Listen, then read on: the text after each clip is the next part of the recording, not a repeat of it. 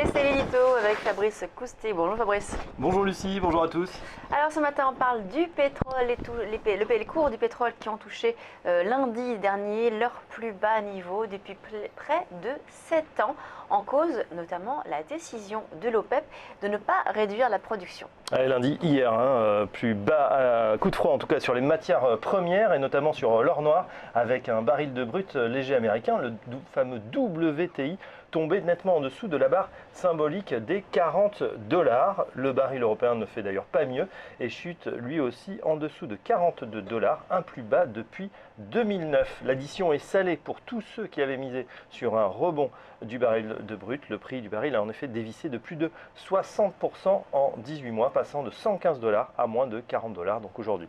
Et la dégringolade n'est pas prête forcément de s'arrêter. En effet, le relèvement des taux qui est attendu par la Fed là, dans 10 jours, pas la semaine prochaine mais dans 10 jours, eh bien ça pourrait accentuer cette chute. Effectivement, puisqu'on observe une corrélation positive entre la hausse du dollar et la baisse des cours du pétrole. Plus le billet vert se renchérit et plus les prix du brut sont poussés à la baisse. Une hausse des taux très probable, risque donc par ricochet, en boostant le dollar, de faire à nouveau baisser le cours du brut.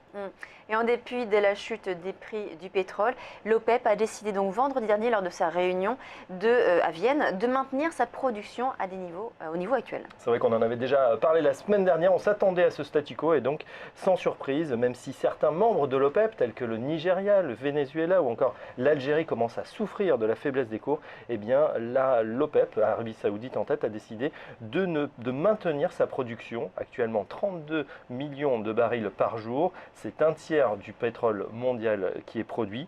Pas question de perdre des parts de marché, notamment au profit des pétroles de schiste américains. C'est le grand concurrent aujourd'hui. L'ajustement se fera donc par le marché, c'est-à-dire par le jeu de l'offre et de la demande, mais dans ces conditions de surproduction, d'optimisation, d'alternatives énergétiques et avec toujours une croissance mondiale molle qui perd en dynamisme. L'ère du pétrole cher est peut-être révolue. On anticipe pour 2016 un pétrole à 25 voire 20 $, une aubaine pour les consommateurs, une équation plus difficile pour les finances publiques et pour les banques centrales, toujours à la recherche de l'inflation perdue.